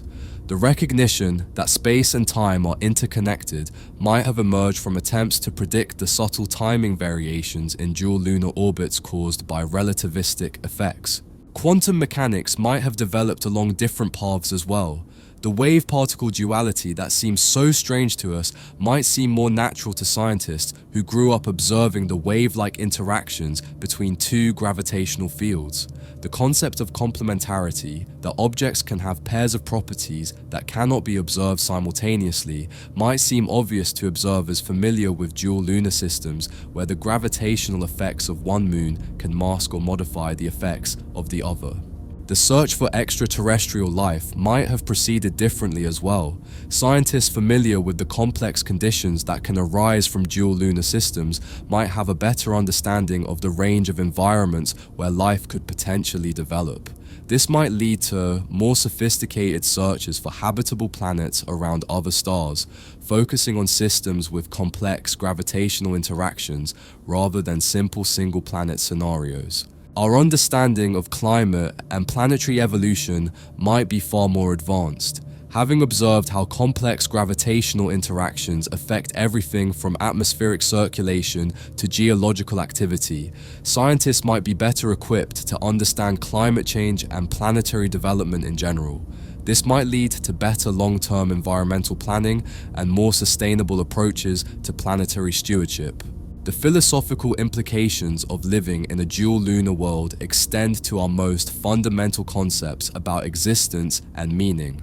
In our world, the single moon has served as a symbol of constancy, reliability, and the passage of time.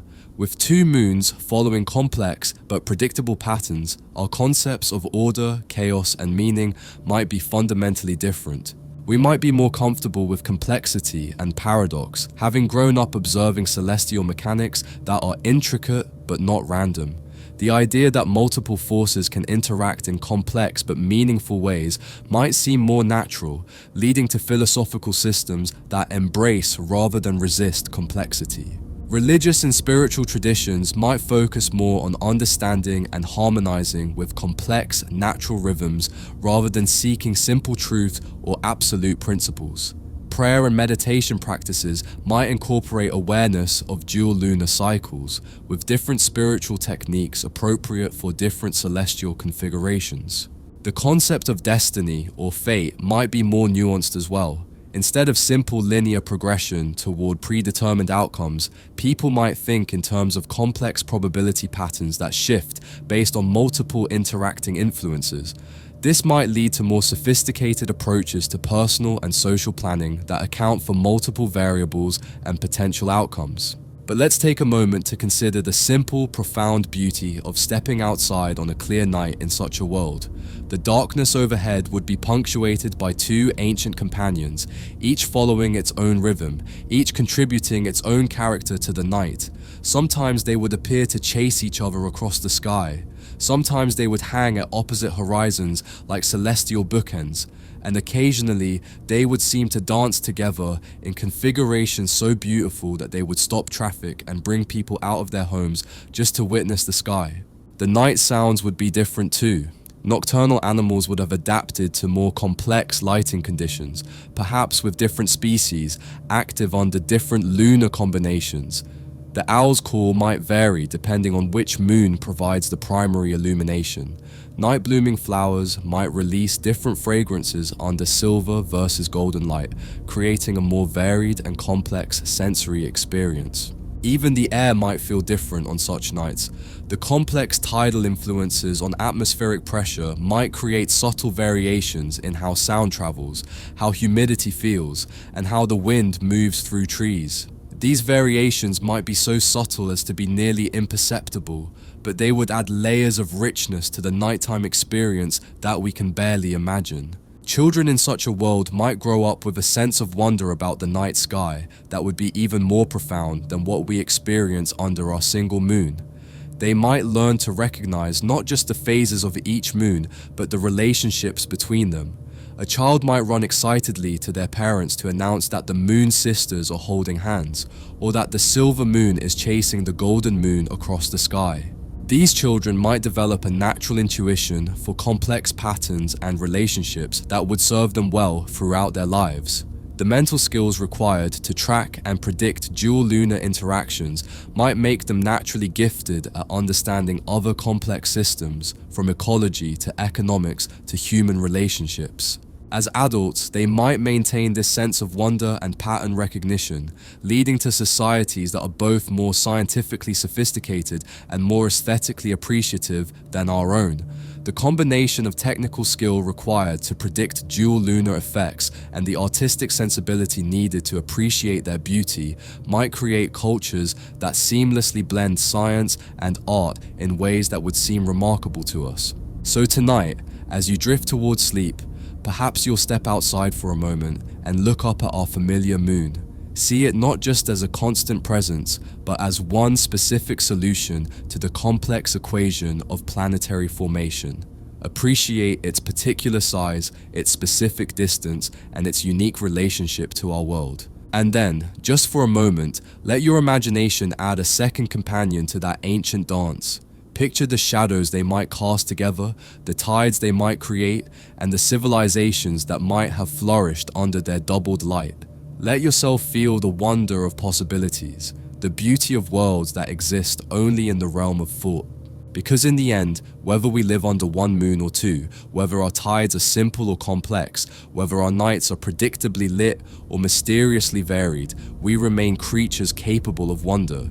We can look up at the night sky and ask not just what is, but what if? And in that question lies the essence of what makes us human, our ability to transcend the boundaries of our experience and find beauty in the infinite possibilities of existence. The moon that lights your way home tonight has witnessed the entire story of our species. It has watched us discover fire, develop language, build civilizations, and reach beyond our planet to touch its ancient surface. It has been our companion through every triumph and tragedy, every moment of discovery, and every dark night of the soul. Whether we live under one moon or two, that relationship between earth and sky, between the human imagination and the cosmic dance, remains one of the most beautiful aspects of our existence. It reminds us that we are not separate from the universe, but part of it, conscious participants in a cosmic story that began with the first stars and will continue long after our own chapter has ended. In the quiet moments before sleep, when the day's concerns fade and the mind begins to drift, we can still feel that ancient connection to the cosmos. The same gravitational forces that move our oceans also move through our bodies, composed as we are of star stuff and ancient water. The same light that illuminated the faces of our earliest ancestors still shines down on us, connecting us across the vast spans of time and space to every human who has ever looked up in wonder. Sweet dreams under our single faithful moon, and remember, in the infinite cosmos, somewhere among the countless worlds that orbit distant stars, there might indeed be a planet graced with two lunar companions, where beings much like us step outside on clear nights and marvel at the complex beauty of their doubled celestial dance. If you've enjoyed this journey through the realm of possibility tonight, I hope you'll join me again soon for another exploration of the wonders that surround us. And wherever in the world you're listening from tonight, under whatever sky you call home, remember that the universe is far stranger and more beautiful than we can possibly imagine, filled with worlds both real and dreamed, each offering its own unique perspective on the magnificent complexity of existence.